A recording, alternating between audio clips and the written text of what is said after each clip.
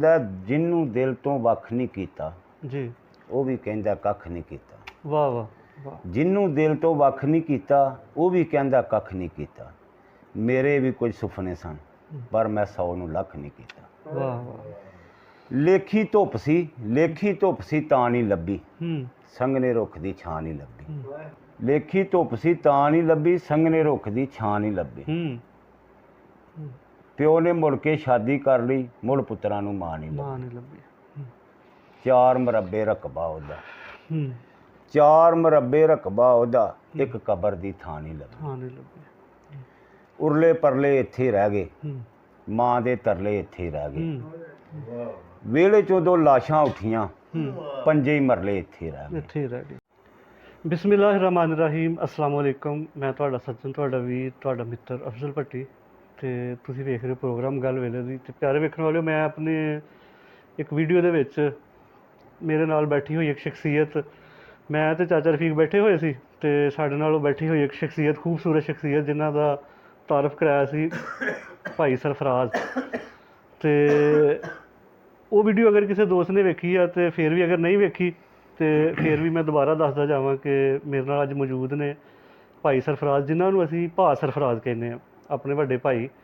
ਤੇ ਇਹਨਾਂ ਦਾ ਜਿਹੜਾ ਅਸਲ ਤਾਰਫ ਹੈ ਨਾ, ਉਹ ਇਹ ਹੈਗਾ ਕਿ ਸਾਡੇ ਪ੍ਰੋਗਰਾਮ ਦੇ ਤਜਜ਼ੀਆਕਾਰ ਤੇ ਐਂਕਰ, ਮੇਜ਼ਬਾਨ, ਪ੍ਰੋਡਿਊਸਰ ਜ਼ੁਲਫਕਾਰ ਜੱਟ ਸਾਹਿਬ, ਉਹਨਾਂ ਦੇ ਵੱਡੇ ਭਾਈ ਨੇ। ਤੇ ਮੇਰੇ ਵੀ ਉਸ ਰਿਸ਼ਤੇ ਦੇ ਨਾਲ, ਉਸ ਨਾਤੇ ਦੇ ਨਾਲ ਵੱਡੇ ਭਾਈ ਲੱਗੇ। ਤੇ ਹੁਣ ਅੱਜ ਮੌਕਾ ਮਿਲਿਆ, ਬੈਠੇ ਅਸੀਂ ਚਾਚੇ ਹੋਣਾ ਦੀ ਬੈਠਕ ਦੇ ਵਿੱਚ, ਤੇ ਚਾਚੇ ਹੋਣਾ ਦੇ ਨਾਲ ਜਿਸ ਤਰ੍ਹਾਂ ਉਹ ਗੁਫ਼ਤਗੂ ਕੀਤੀ। ਅਸੀਂ, ਤੁਹਾਨੂੰ ਪਤਾ ਕਿ ਆਪਣੀ ਮਾਸ਼ਰਤੀ, ਆਪਣੀ ਮੁਆਸ਼ੀ, ਆਪਣੀ ਸਮਾਜੀ, ਸਿਆਸੀ ਤੇ ਆਪਣੇ ਮਾਹੌਲ ਦੇ ਉੱਤੇ ਗੱਲਬਾਤ ਕਰਦੇ ਰਹਿੰਦੇ ਹਾਂ, ਤੇ ਜਿਹਦੇ ਵਿੱਚੋਂ ਅਸੀਂ ਕੋਸ਼ਿਸ਼ ਕਰਦੇ ਹਾਂ ਕਿ ਜ਼ਿੰਦਗੀ ਦੇ ਹਰ ਸ਼ੋਬੇ, ਜਿਸ ਤਰ੍ਹਾਂ ਅਸੀਂ ਕਦੀ ਕਿਸੇ ਸਹਾਫੀ ਦੇ ਨਾਲ ਬੈਠੇ ਹੁੰਦੇ ਹਾਂ, ਕਦੀ ਅਸੀਂ ਕਿਸੇ ਉਸਤਾਦ ਦੇ ਨਾਲ ਬੈਠੇ ਹੁੰਦੇ ਹਾਂ, ਕਦੀ ਅਸੀਂ ਕਿਸੇ ਰੇਹੜੀ ਵਾਲੇ ਦੇ ਨਾਲ ਬੈਠੇ ਹੁੰਦੇ ਹਾਂ, ਕਦੀ ਅਸੀਂ ਕਿਸੇ ਕਿਸਾਨ ਦੇ ਨਾਲ ਬੈਠੇ ਹੁੰਦੇ ਹਾਂ, ਕਦੀ ਅਸੀਂ ਕਿਸੇ ਤਾਲਿਬ ਇਲਮ ਦੇ ਨਾਲ ਬੈਠੇ ਹੁੰਦੇ ਹਾਂ, ਅਤੇ ਕਦੀ ਕਿਸੇ ਮਜ਼ਦੂਰ ਦੇ ਨਾਲ, ਅਤੇ ਕਦੀ ਕਿਸੇ ਅਫਸਰ ਦੇ ਨਾਲ। ਅਤੇ ਮਕਸਦ ਇਹ ਹੁੰਦਾ ਵਾ ਕਿ ਆਪਣੇ ਪੰਜਾਬ ਦੀ, ਆਪਣੇ ਧਰਤੀ ਮਾਂ ਦੀ, ਆਪਣੇ ਮਾਹੌਲ ਦੀ, ਆਪਣੇ ਮਾਸ਼ਰੇ ਦੀਆਂ ਚੀਜ਼ਾਂ, ਗੱਲਾਂ ਬਾਤਾਂ, ਉਹਨਾਂ ਨੂੰ ਅਸੀਂ ਜਿਹੜਾ ਵਾ ਆਪਣੇ ਵੇਖਣ ਵਾਲਿਆਂ ਤੱਕ, ਆਪਣੇ ਪਿਆਰਿਆਂ ਤੱਕ ਜਿਹੜਾ ਵਾ ਉਹ ਲੈ ਕੇ ਜਾਈਏ। ਅਤੇ ਅੱਜ ਜਿਸ ਤਰ੍ਹਾਂ ਮੈਂ ਤੁਹਾਨੂੰ ਪਹਿਲੇ ਤਾਰਫ ਕਰਾਇਆ ਕਿ ਭਾ ਸਰਫਰਾਜ਼, ਅਤੇ ਇਹਨਾਂ ਦਾ ਥੋੜ੍ਹਾ ਸਾਰਾ ਤੇ ਮੈਂ ਦੱਸਾਂਗਾ। ਬਾਕੀ ਇਸ ਤੋਂ ਇਲਾਵਾ ਜਿਹੜੀ ਜ਼ਿਆਦਾ ਇਹਨਾਂ ਦੇ ਬਾਰੇ 'ਚ ਆ, ਉਹ ਇਹ ਖੁਦ ਹੀ ਦੱਸਣਗੇ ਕਿ ਭਾ ਸਰਫਰਾਜ਼, ਇਹਨਾਂ ਨੇ ਆਪਣੀ ਜ਼ਿੰਦਗੀ ਦੇ ਜਿਹੜੇ 20-25 ਸਾਲ ਨੇ ਉਹ ਕਿੱਥੇ ਗੁਜ਼ਾਰੇ, ਕਿਸ ਤਰ੍ਹਾਂ ਗੁਜ਼ਾਰੇ, ਜ਼ਿੰਦਗੀ ਦੇ ਸ਼ੁਰੂ ਕਿੱਥੋਂ ਕੀਤੀ, ਕਿੱਥੇ ਕਿੱਥੇ ਗਈ, ਅਤੇ ਉਸ ਜ਼ਿੰਦਗੀ ਦੇ ਕੀ ਤਜਰਬਾਤ ਨੇ ਇਹਨਾਂ ਦੇ। ਅਤੇ ਥੋੜ੍ਹਾ ਸਾਰਾ ਜਿਹੜਾ ਉਹ ਮੈਂ ਦੱਸਾਂਗਾ ਕਿ ਇਹਨਾਂ ਨੇ, ਜਿੱਥੋਂ ਤੱਕ ਮੇਰੇ ਇਲਮ ਦੇ ਵਿੱਚ ਆ, ਕਿ 20-22 ਸਾਲ ਇਸਲਾਮਾਬਾਦ ਅਤੇ ਪਿੰਡੀ ਦੇ ਜਿਹੜੀਆਂ ਵਾਦੀਆਂ ਨੇ ਨਾ, ਉੱਥੇ ਗੁਜ਼ਾਰੇ ਨੇ। ਅਤੇ ਅਸਲਾਮ ਵਾਲੇਕੁਮ ਭਾ। ਵਾਲੇਕੁਮ ਸੁਣਾਓ, ਸਲਾਮ। ਠੀਕ ਹੋ ਖੈਰੀਅਤ ਨਾਲ? ਅਤੇ ਮੇਰਾ ਸਾਰਾ ਉਹ ਲੰਮਾ ਚੌੜਾ ਸਵਾਲ ਅਤੇ ਸਾਰਾ ਕੁਝ ਤਾਂ ਤੁਸੀਂ ਵੀ ਸੁਣ ਲਿਆ। ਜੀ ਜੀ। ਹੁਣ ਜ਼ਰਾ ਦੱਸੋ ਕੋਈ ਆਪਣੇ ਬਾਰੇ 'ਚ ਸਾਡੇ ਵੇਖਣ ਵਾਲਿਆਂ ਵਾਸਤੇ। ਤੁਹਾਡਾ ਚੈਨਲ ਹੈ ਗੱਲ ਵੇਲੇ ਦੀ, ਜੀ, ਜੇ ਅੱਜ ਦੇ ਵੇਲੇ 'ਚ 2 ਹੋ ਰਿਹਾ, ਕੋਈ 2-4 ਗੱਲਾਂ ਕਰਨੀਆਂ ਤੁਹਾਡੇ ਨਾਲ ਇਨਸ਼ਾਅੱਲਾ ਜੀ। ਉਹਦੇ ਵਾਸਤੇ ਪਹਿਲਾਂ ਕੋਈ ਮੈਂ 2 ਲੈਣਾ ਪੜ੍ਹਾਂਗਾ। ਉਹ ਆਂਦਾ ਜਿਹਨੂੰ ਦਿਲ ਤੋਂ ਵੱਖ ਨਹੀਂ ਕੀਤਾ ਜੀ, ਉਹ ਵੀ ਕਹਿੰਦਾ ਕੱਖ ਨਹੀਂ ਕੀਤਾ। ਵਾਹ ਵਾਹ ਵਾਹ। ਜਿਹਨੂੰ ਦਿਲ ਤੋਂ ਵੱਖ ਨਹੀਂ ਕੀਤਾ ਉਹ ਵੀ ਕਹਿੰਦਾ ਕੱਖ ਨਹੀਂ ਕੀਤਾ। ਮੇਰੇ ਵੀ ਕੁਝ ਸੁਪਨੇ ਸਨ ਪਰ ਮੈਂ 100 ਨੂੰ ਲੱਖ ਨਹੀਂ ਕੀਤਾ। ਵਾਹ ਵਾਹ। ਲੇਖੀ ਧੁੱਪ ਸੀ ਤਾਂ ਨਹੀਂ ਲੱਭੀ, ਸੰਘਣੇ ਰੁੱਖ ਦੀ ਛਾਂ ਨਹੀਂ ਲੱਭੀ। ਲੇਖੀ ਧੁੱਪ ਸੀ ਤਾਂ ਨਹੀਂ ਲੱਭੀ, ਸੰਘਣੇ ਰੁੱਖ ਦੀ ਛਾਂ ਨਹੀਂ ਲੱਭੀ।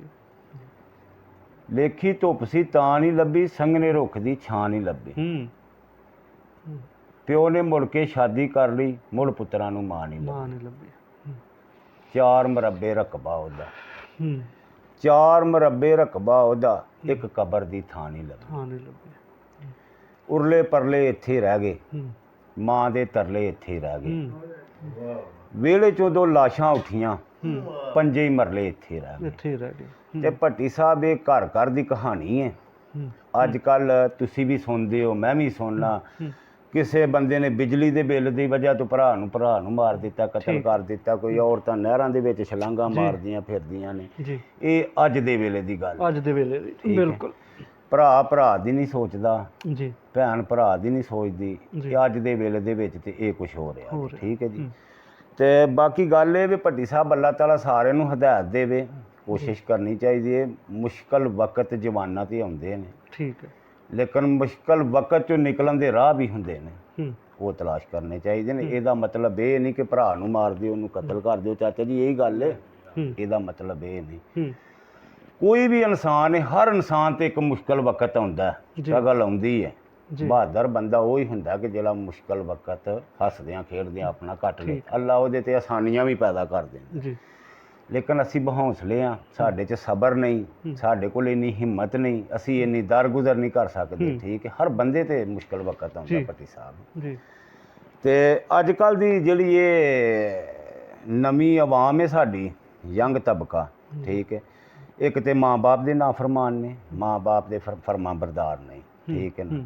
ਇਹਦੇ ਵਿੱਚ ਇਹਨਾਂ ਨੂੰ ਕੁਝ ਖਿਆਲ ਕਰਨਾ ਚਾਹੀਦਾ। ਜੀ। ਠੀਕ ਹੈ। ਅਸਾਂ ਕੁਛ ਹਿੱਸਾ ਪਿਛਲੀ ਵੇਲੇ ਦਾ ਵੀ ਵੇਖਿਆ ਤੇ ਅੱਗੇ ਆਹੀ ਉਹ ਕਿਸਮਤ ਵਾਲੇ ਬੰਦਿਆਂ ਕਿ ਜਿਨ੍ਹਾਂ ਨੇ ਦੋਵੇਂ ਹੀ ਵੇਲੇ ਵੇਖੇ, ਪੁਰਾਣੇ ਵੇਲੇ ਨੂੰ ਵੀ ਤੇ ਨਵੇਂ ਵੇਲੇ ਨੂੰ ਵੀ ਪੁਰਾਣਾ ਵੇਲਾ ਵੀ ਜਾਣਿਆ। ਵੇਖਿਆ ਹਾਂਜੀ। ਤੇ ਨਵਾਂ ਵੀ ਵੇਖਿਆ। ਠੀਕ ਠੀਕ ਹੈ। ਉਦੋਂ ਲੋਕਾਂ ਦੇ ਵਿੱਚ ਭੱਟੀ ਸਾਹਿਬ ਮੁਨਾਫਕਤ ਨਹੀਂ, ਠੀਕ ਹੈ। ਬੜੇ ਸਬਰ ਵਾਲੇ ਲੋਕ ਹੁੰਦੇ ਸਨ। ਜੀ ਠੀਕ ਹੈ। ਹੁਣ ਲੋਕਾਂ ਦੇ ਵਿੱਚ ਬਰਦਾਸ਼ਤ ਨਹੀਂ, ਜੀ ਮੁਨਾਫਕਤ ਭਰੀ ਹੈ। ਠੀਕ ਹੈ। ਜੀ ਤੇ ਪੈਗਾਮ ਭੱਟੀ ਸਾਹਿਬ ਇਹ ਜਾਵਾਂਗੇ ਕਿ ਯਾਰ ਵਕਤ ਮੁਸ਼ਕਲ ਆਉਂਦਾ ਇਨਸਾਨ ਤੇ ਇਹਨੂੰ ਇੰਨਾ ਵੀ ਮੁਸ਼ਕਲ ਨਾ ਕਰੋ ਹੂੰ ਕਿ ਆਪਣਿਆਂ ਦੇ ਦੁਸ਼ਮਣ ਹੋ ਜਾਵੋ। ਇਹ ਵੀ ਕੋਈ ਗੱਲ ਚੰਗੀ ਨਹੀਂ। ਠੀਕ ਹੈ। ਬਹਾਦਰ ਬੰਦਾ ਉਹ ਹੀ ਹੈ ਕਿ ਜਿਹੜਾ ਮੁਸ਼ਕਲ ਵਕਤ ਦੇ ਵਿੱਚ ਵੀ ਗੁਜ਼ਾਰਾ ਕਰ ਲੈ, ਜੀ ਆਪਣੇ ਭੈਣ ਭਰਾਵਾਂ ਨਾਲ, ਰਿਸ਼ਤੇਦਾਰਾਂ ਨਾਲ, ਸੱਜਣ ਸਾਥੀਆਂ ਨਾਲ। ਜੀ ਠੀਕ ਹੈ। ਅਸਾਂ ਵੀ ਆਪਣੀ ਲਾਈਫ ਦੇ ਵਿੱਚ ਬੜੇ ਬੜੇ ਟਫ ਵਕਤ ਵੇਖੇ ਨੇ, ਬੜੇ ਮੁਸ਼ਕਲ ਵਕਤ ਵੇਖੇ ਨੇ, ਲੇਕਿਨ ਅਲਹਮਦੁਲਿਲਾ ਜੀ ਪਰੇਸ਼ਾਨ ਨਹੀਂ ਹੋਏ। ਜਿੰਨਾ ਆਵਾਮ ਨੂੰ ਅੱਜ ਕੱਲ੍ਹ ਦੀ ਆਵਾਮ ਨੂੰ ਪਰੇਸ਼ਾਨ ਵੇਖ ਰਹੇ ਆ ਨਾ, ਇੰਨਾ ਪਰੇਸ਼ਾਨ ਅਸੀਂ ਨਹੀਂ ਹੋਏ ਕਦੇ। ਠੀਕ ਹੈ ਨਾ।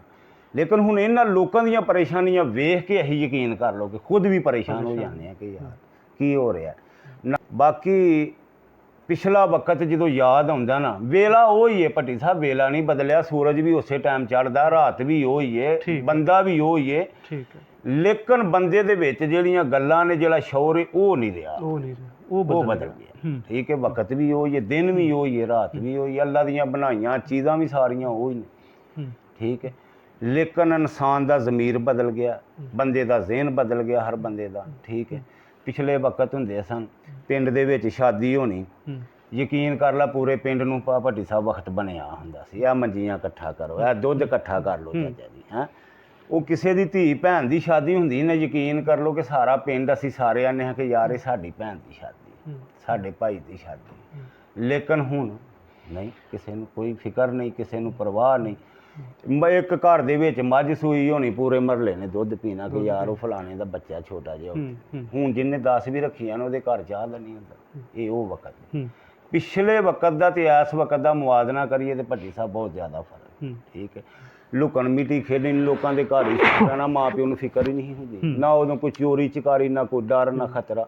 ਲੋਕਾਂ ਦੇ ਘਰਾਂ 'ਚ ਹੀ ਰਾਤ ਸੌਂ ਰਹਿਣਾ ਕਰਨਾ ਇਮਾਨਦਾਰੀ ਦੀ ਗੱਲ ਹੈ। ਘਰ ਦੇ ਵੀ ਨਾ ਪਿੱਛੇ ਗਏ ਕਿ ਬੱਚੇ ਕਿੱਥੇ ਨੇ। ਨਵੇਂ ਨਵੇਂ ਟੀਵੀ ਆਏ, ਲੋਕਾਂ ਦੇ ਘਰ ਜਾ ਕੇ ਪੂਰੀ ਪੂਰੀ ਰਾਤ ਟੀਵੀ ਵੇਖਦਿਆਂ ਰਹਿਣਾ। ਹੈ ਛੋਟੇ ਛੋਟੇ ਉਹਨਾਂ ਦੀਆਂ ਮੰਜੀਆਂ 'ਤੇ ਮੂਤਰ ਵੀ ਆਉਣਾ ਰਾਤ। ਹਾਂਜੀ। ਠੀਕ ਹੈ। ਕਦੀ ਉਹਨਾਂ ਨੇ ਮੱਥੇ ਵੱਟ ਨਾ ਪਾਉਣਾ। ਤੇ ਹੁਣ ਕਿਹੜੀ ਗੱਲ ਕਰਦੇ। ਤੇ ਟਾਂਗੇ ਹੁੰਦੇ ਸਨ ਭੱਟੀ ਸਾਹਿਬ, ਜਦੋਂ ਮੈਂ ਪਹਿਲੀ ਦਫਾ ਇਸਲਾਮਾਬਾਦ ਗਿਆ ਮੈਂ ਟਾਂਗੇ ਤੇ ਸਵਾਰੀ ਕਰੀ ਦੀ ਸੀ। ਜੀ ਟਾਂਗੇ ਤੋਂ ਪਿੰਡੋਂ ਬਹਿਣਾ, ਮੇਰਾ ਖਿਆਲ 5 ਰੁਪਏ ਕਿ 2 ਰੁਪਏ, ਉਦੋਂ 65 ਰੁਪਏ ਤੇ ਪਿੰਡੀ ਦਾ ਕਿਰਾਇਆ ਸੀ। ਕਿਰਾਇਆ ਦੇਣਾ, ਪਿੰਡੀ ਪਹੁੰਚਣਾ। ਬੜੇ ਅੱਛੇ ਲੋਕ ਪਿੰਡੀ ਵੀ ਵੇਖੇ, ਬਹੁਤ ਧਾਵਣ ਵੇਖੇ। ਉਸ ਤੋਂ ਬਾਅਦ ਜਿਵੇਂ ਉਹ ਵੇਲਾ ਚੇਂਜ, ਵੇਲਾ ਉਹ ਹੀ ਹੈ, ਆਵਾਮ ਦੇ ਜ਼ਿਹਨ ਚੇਂਜ ਹੁੰਦੇ ਗਏ, ਲੋਕਾਂ ਦੇ। ਮਜ਼ਦੂਰਾਂ ਦਾ ਹੱਕ ਮਾਰਦੇ ਬੰਦੇ ਵੇਖੇ, ਮਜ਼ਦੂਰਾਂ ਦੀ ਵੱਧ ਸਾਰਾ ਭੱਟੀ ਸਾਹਿਬ ਹਰ ਚੀਜ਼ ਮਾਫ ਹੋ ਜਾਣੀ ਹੈ, ਹੱਕ ਖਾਦਾ ਨਹੀਂ ਮਾਫ ਹੋਣਾ। ਠੀਕ ਹੈ। ਤੁਹਾਨੂੰ ਤੁਸੀਂ ਸ਼ਾਇਦ ਜਾਣਦੇ ਹੋ ਜਾਂ ਤੁਹਾਨੂੰ ਪਤਾ ਹੋਵੇ ਕਿ ਮੈਂ ਵੀ ਕੋਈ ਜ਼ਿਆਦਾ ਵੱਡਾ ਨਹੀਂ, ਇੱਕ ਛੋਟਾ ਜਿਹਾ ਠੇਕੇਦਾਰ ਹਾਂ, ਬਿਲਡਰ ਹਾਂ ਮੈਂ ਵੀ। ਠੀਕ ਹੈ। ਲੇਕਿਨ ਅਲਹਮਦੁਲਿਲਾ ਕਿ ਅੱਜ ਤੱਕ ਕਿਸੇ ਦਾ ਹੱਕ ਨਹੀਂ ਖਾਦਾ, ਕੋਸ਼ਿਸ਼ ਕੀਤੀ ਹੈ। ਠੀਕ ਹੈ। ਯਕੀਨ ਕਰ ਲਓ ਕਿ ਮਹੀਨਾ 2 ਮਹੀਨੇ ਮਜ਼ਦੂਰਾਂ ਕੋਲ ਕੰਮ ਕਰਵਾ ਕੇ ਠੇਕੇਦਾਰ ਨਸ ਜਾਂਦੇ ਨੇ। ਅੱਜ ਕੱਲ੍ਹ ਇਹ ਜ਼ਿਆਦਾ ਹੋ ਰਿਹਾ। ਠੀਕ ਹੈ। ਤੇ ਬਾਕੀ ਅਲਹਮਦੁਲਿਲਾ ਭੱਟੀ ਸਾਹਿਬ ਆਪਣਾ ਜ਼ਮੀਰ ਮੁਤਮਿਨ ਹੋਵੇ ਨਾ ਬੰਦੇ ਦਾ, ਤੇ ਸਾਰਾ ਕੁਛ ਹੀ ਸਮਝੋ ਅਸਾਂ ਕਮਾ ਲਿਆ। ਜਿਸ ਬੰਦੇ ਦਾ ਜ਼ਮੀਰ ਮੁਤਮਿਨ ਨਹੀਂ ਨਾ, ਉਹਨੇ ਬੜਾ ਕੁਛ ਵੀ ਕਮਾ ਲਿਆ ਤੇ ਉਹਨੇ ਕੁਛ ਵੀ ਨਹੀਂ ਕਮਾਇਆ। ਠੀਕ ਹੈ। ਤੇ ਇਹ ਹੀ ਭੱਟੀ ਸਾਹਿਬ ਗੱਲਾਂ ਤੇ ਇਹ ਹੀ ਬਾਤਾਂ ਨੇ। ਠੀਕ ਹੈ। ਤੇ ਪਿਛਲੇ ਵੇਲੇ ਦਾ ਤੇ ਅਗਲੇ ਵੇਲੇ ਦਾ ਇਹੀ ਫਰਕ ਹੈ ਕਿ ਲੋਕ ਅੱਛੇ ਹੁੰਦੇ ਸਨ, ਮੁਨਾਫਕ ਨਾ ਹੁੰਦੇ। ਠੀਕ ਹੈ, ਅੱਖਾਂ 'ਚ ਹਿਆ ਹੁੰਦੀ ਸੀ, ਧੀ ਭੈਣ ਨੂੰ ਇੱਜ਼ਤ ਨਾਲ ਵੇਖਦੇ ਸਨ। ਠੀਕ ਹੈ ਜੀ, ਇਹ ਹੀ ਭੱਟੀ ਸਾਹਿਬ ਅਸਾਂ ਅਗਲੇ ਉਸ ਵੇਲੇ ਦੇ ਤੇ ਇਸ ਵੇਲੇ ਦਾ ਛੋਟੇ ਤੇ ਵੱਡੇ ਦਾ ਫਰਕ ਮੈਂ ਬਿਲਕੁਲ ਅੱਖਾਂ 'ਚ ਹਿਆ ਹੁੰਦੀ ਸੀ ਭੱਟੀ ਜੀ। ਸਾਹਿਬ। ਤੁਹਾਡੀ ਗੱਲ ਨੂੰ ਮੈਂ ਹੁਣ ਹੀ ਥੋੜ੍ਹੀ ਦੇਰ ਪਹਿਲੇ ਚਾਚਾ ਜੀ ਮੈਂ ਕਿਸੇ ਜਗ੍ਹਾ 'ਤੇ ਬੈਠਾ ਹੋਇਆ ਸੀ ਅਤੇ ਉਹ ਸਾਡੇ ਅਜ਼ੀਜ਼ ਵਿੱਚ ਉਹ ਗੱਲ ਕਰਨ ਦੇ ਵੀ ਅੱਜ ਕੱਲ੍ਹ ਖ਼ਤਮ ਜਿਹੜੇ ਨਾ ਉਹ ਮੈਰਿਜ ਹਾਲਾਂ 'ਚ ਹੁੰਦੇ ਪਏ ਨੇ। ਅਤੇ ਮੈਂ ਉਹਨਾਂ ਨੂੰ ਇੱਕ ਗੱਲ ਕਹੀ ਕਿ ਅਸਲ ਵਜ੍ਹਾ ਪਤਾ ਕੀ ਹੈ। ਇੱਕ ਵੇਲਾ ਐਸਾ ਸੀ ਕਿ ਪਿੰਡ ਦੇ ਵਿੱਚ ਕਿਸੇ ਦੇ ਧੀ ਦੀ ਕਿਸੇ ਦੇ ਪੁੱਤਰ ਦੀ ਸ਼ਾਦੀ ਹੋਣੀ ਨਾ, ਅਤੇ ਜਿਨ੍ਹਾਂ ਲੋਕਾਂ ਨੂੰ ਬੁਲਾਇਆ ਉਹ ਵੀ, ਜਿਨ੍ਹਾਂ ਨੂੰ ਨਹੀਂ ਬੁਲਾਇਆ ਉਹ ਵੀ, ਹਰ ਬੰਦਾ ਉਹਨਾਂ ਦੇ ਘਰ ਜਾ ਰਿਹਾ ਕਿ ਕਿਸੇ ਚੀਜ਼ ਦੀ ਲੋੜ ਤੇ ਨਹੀਂ। ਬਿਲਕੁਲ ਇਸ ਤਰ੍ਹਾਂ ਕੋਈ ਜਿਹਦੇ ਘਰ 4 ਪਾਈਆਂ ਨੇ ਉਹ 4 ਪਈਆਂ ਦੇਣ ਜਾ ਰਿਹਾ, ਜਿਹਦੇ ਘਰ ਦੁੱਧ ਵਾ ਉਹ ਦੁੱਧ ਦੇਣ ਜਾ ਰਿਹਾ, ਜਿਹਦੇ ਘਰ ਸ਼ੱਕਰ ਆ ਗੁੜ ਵਾ ਉਹ ਦੇਣ ਜਾ ਰਿਹਾ। ਬਿਲਕੁਲ। ਅੱਛਾ, ਫਿਰ ਉਹ ਪੁੱਛਦਾ ਪਿਆ ਕਿ ਯਾਰ ਦੱਸੋ ਮੇਰਾ ਕੋਈ ਕੰਮ ਕਰਨ ਵਾਲਾ, ਕੋਈ ਮੇਰੇ ਲਾਇਕ ਕੋਈ ਦੱਸੋ। ਅਤੇ ਇਸ ਚੀਜ਼ ਤੋਂ ਹਟ ਕੇ ਕਿ ਉਹਨੂੰ ਬੁਲਾਇਆ ਵਾ ਜਾਂ ਨਹੀਂ ਬੁਲਾਇਆ, ਅੱਜ ਦੀ ਜਿਹੜੀ ਸੂਰਤ ਹਾਲ ਆ ਉਹ ਇਹ ਹੋ ਗਈ ਆ ਕਿ ਅਗਰ ਤੁਹਾਡਾ ਪੁੱਤਰ ਆ, ਤੁਹਾਡੀ ਧੀ ਆ ਨਾ, ਉਹਦੀ ਸ਼ਾਦੀ ਆ, ਅਤੇ ਉਸ ਦਿਨ ਜਿਹੜੇ ਤੁਹਾਡੇ ਭਰਾ ਨੇ, ਜਿਹੜੇ ਤੁਹਾਡੇ ਭਤੀਜੇ ਨੇ, ਭਣੇਵੇਂ ਨੇ, ਉਹਨਾਂ ਨੇ ਉਸ ਟਾਈਮ ਦੇ ਇੰਤਜ਼ਾਰ 'ਚ ਨੇ ਕਿ ਕਿਹੜੇ ਵੇਲੇ ਉਹ ਕਹਿਣਗੇ ਜੀ ਆ ਕੇ ਤੇ ਰੋਟੀ ਖਾ ਲਓ। ਹੁਣ ਤੁਸੀਂ ਇਕੱਲੇ ਹੋ, ਤੁਸੀਂ ਕਿੰਨੇ ਕੁ ਕੰਮ ਕਰੋਗੇ? ਉਹ ਫਿਰ ਤੁਸੀਂ ਇਹੋ ਹੀ ਸਮਝਦੇ ਹੋ ਕਿ ਯਾਰ ਇਹ ਸਾਰਿਆਂ ਸਿਆਪਿਆਂ ਤੋਂ ਬਚਣ ਵਾਸਤੇ ਉਹ ਚਾਹੇ ਖ਼ਤਮ ਆ, ਚਾਹੇ ਉਹ ਵਲੀਮਾ ਵਾ, ਚਾਹੇ ਹਕੀਕਾ ਵਾ, ਉਹ ਸ਼ਾਦੀ ਹਾਲ 'ਚ ਚਲੇ ਜਾ। ਭੱਟੀ ਸਾਹਿਬ ਮੈਂ ਇੱਕ ਛੋਟੀ ਜਿਹੀ ਗੱਲ ਕਰਨਾ ਵਾ। ਵੇਖੋ, ਮੈਂ ਅਗਰ ਤੁਹਾਨੂੰ ਕਿਸੇ ਆਪਣੇ ਬੱਚੇ ਦੀ ਸ਼ਾਦੀ 'ਤੇ ਇਨਵਾਈਟ ਕਰਨਾ ਵਾ, ਤੁਸਾਂ ਸ਼ਾਇਦ ਮੈਂ ਜੁੱਤੀਆਂ ਬੜੀਆਂ ਲੈ ਲੈਣਾ, ਕੱਪੜੇ ਲੈ ਲੈਣਾ ਵਾ, ਜ਼ੇਵਰ ਬਣਵਾ ਲੈਣਾ ਵਾ। ਠੀਕ ਹੈ, ਉਹ ਤੇ ਮੇਰੇ ਹੀ ਕੰਮ ਆਉਣੇ ਨੇ। ਤੁਹਾਂ ਤੇ ਹੋ ਸਕਦਾ ਮੇਰੇ ਘਰ ਜ਼ਿੰਦਗੀ 'ਚ ਪਹਿਲੀ ਵਾਰੀ ਵੀ ਆਉਣਾ ਤੇ ਆਖਰੀ ਵਾਰੀ ਵੀ ਆਉਣਾ, ਇੱਕੋ ਵਾਰੀ ਜ਼ਿੰਦਗੀ 'ਚ ਆਉਣਾ। ਜੀ ਬਿਲਕੁਲ। ਅਸੀਂ ਬਾਕੀਆਂ ਚੀਜ਼ਾਂ ਨੂੰ ਟਾਰਗੇਟ ਬਣਾਉਂਦੇ ਹਾਂ, ਲੇਕਿਨ ਅਸੀਂ ਖਾਣੇ ਵੱਲ ਨਹੀਂ ਵੇਖਦੇ ਕਿ ਯਾਰ ਸਾਡੇ ਮਹਿਮਾਨ ਨੇ, ਇਹਨਾਂ ਦੀ ਖਿਦਮਤ ਅੱਛੀ ਕਰੀਏ, ਇਹਨਾਂ ਨੂੰ ਖਾਣਾ ਅੱਛਾ ਖਿਲਾਈਏ। ਯਾਰ ਕੱਪੜੇ ਘੱਟ ਲੈ ਲਵੋ, ਜ਼ੇਵਰ ਘੱਟ ਬਣਵਾ ਲਵੋ। ਹੁਣ ਇੱਕ ਬੰਦਾ ਆ ਰਿਹਾ ਕਰਾਚੀ ਤੋਂ, ਮੇਰਾ ਮਹਿਮਾਨ ਆ ਰਿਹਾ, ਉਹ ਕੋਈ ਖਾਲੀ ਖਾਣਾ ਖਾਣ ਤੇ ਨਹੀਂ ਨਾ ਆ ਰਿਹਾ। ਇੱਜ਼ਤ ਕਰੋ ਮਹਿਮਾਨ ਆਏ ਦੀ, ਉਹਦੀ ਖਿਦਮਤ ਕਰੋ। ਠੀਕ ਹੈ, ਇਹ ਬੜਾ ਫਰਕ ਪੈ ਗਿਆ ਹੁਣ। ਬਿਲਕੁਲ, ਇਹ ਬਹੁਤ ਜ਼ਿਆਦਾ ਫਰਕ ਹੈ। ਹੁਣ ਮਹਿਮਾਨ ਦੀ ਜਿੰਨੀ ਅੱਗੇ ਲੋਕ ਖਿਦਮਤ ਕਰਦੇ ਹਨ, ਚਾਹਤ ਕਰਦੇ ਹਨ, ਉਹ ਬੜੀ ਘੱਟ ਗਈ। ਦੇਖੋ, ਪਹਿਲੇ ਮਹਿਮਾਨ ਨੂੰ ਰੱਬ ਦੀ ਰਹਿਮਤ ਸਮਝਿਆ ਜਾਂਦਾ ਸੀ, ਤੇ ਅੱਜ ਮਹਿਮਾਨ ਨੂੰ ਉਹ ਇੱਕ ਜ਼ਹਿਮਤ ਦੇ ਤੌਰ ਤੇ। ਸਾਡੇ ਵੱਡੇ ਬੈਠੇ ਨੇ, ਅਸੀਂ ਨਿੱਕੇ ਹੁੰਨੇ ਹਨਾ, ਬਰਾਤ ਨਾ ਜਾਂਦੇ ਹੁੰਨੇ ਹਨਾ, ਤੇ ਉਂਝ ਅਸੀਂ ਇਹਨਾਂ ਕੋਲ ਮੰਗਨੇ ਹੁੰਨੇ ਹਾਂ 10 ਰੁਪਏ ਖਰਚਣ ਵਾਸਤੇ, ਤੇ ਸਾਨੂੰ ਨਾ ਹਨ ਮਿਲਦੇ।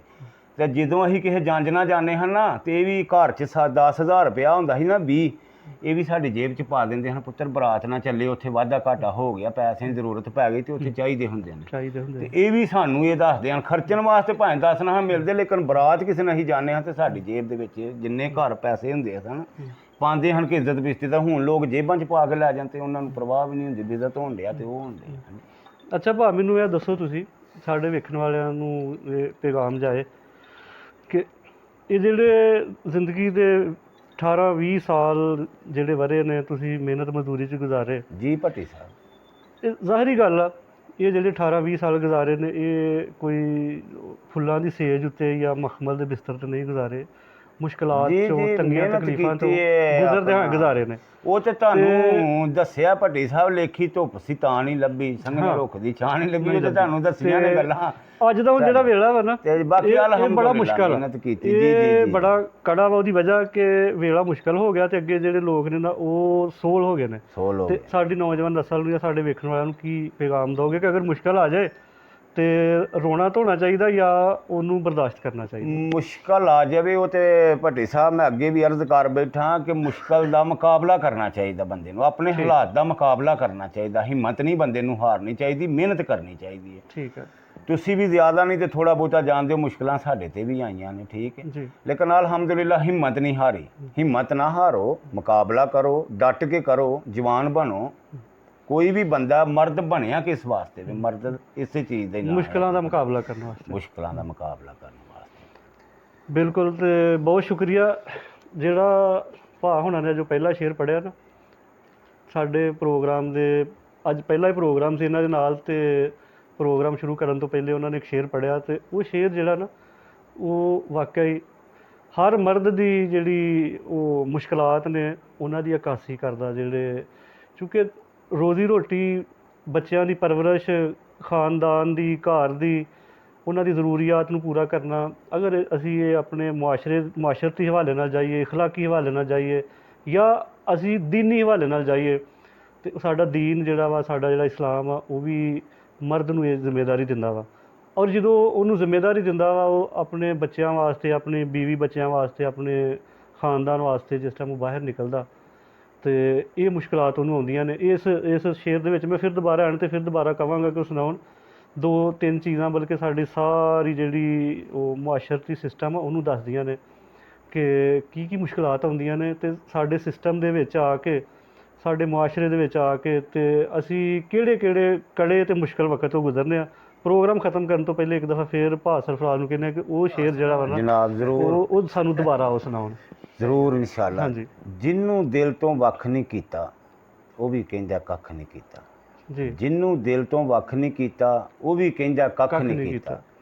ਮੇਰੇ ਵੀ ਕੋਈ ਸੁਪਨੇ ਸਨ, ਪਰ ਮੈਂ 100 ਨੂੰ ਲੱਖ ਨਹੀਂ ਕੀਤਾ। ਆਪਣੇ ਵੇਖਣ ਵਾਲਿਆਂ ਨੂੰ, ਆਪਣੇ ਪਿਆਰ ਕਰਨ ਵਾਲਿਆਂ ਨੂੰ ਇਸ ਦੁਆ ਦੇ ਨਾਲ ਉਹਨਾਂ ਕੋਲ ਜਾ ਕਿਸੇ ਵੀ ਕੋਨੇ 'ਤੇ ਰਹੋ, ਕਿਸੇ ਵੀ ਹਿੱਸੇ 'ਤੇ ਰਹੋ, ਜਿੱਥੇ ਵੀ ਕਿਤੇ ਹੋ, ਹੱਸਦੇ ਰਹੋ, ਵਸਦੇ ਰਹੋ, ਤੇ ਜਦੋਂ ਮੁਸ਼ਕਲਾਂ ਆ ਜਾਣ ਤੇ ਉਹਨਾਂ ਨੂੰ ਫੇਸ ਕਰੋ, ਉਹਨਾਂ ਨੂੰ ਬਰਦਾਸ਼ਤ ਕਰੋ। ਰੱਬ ਰੱਖਾ।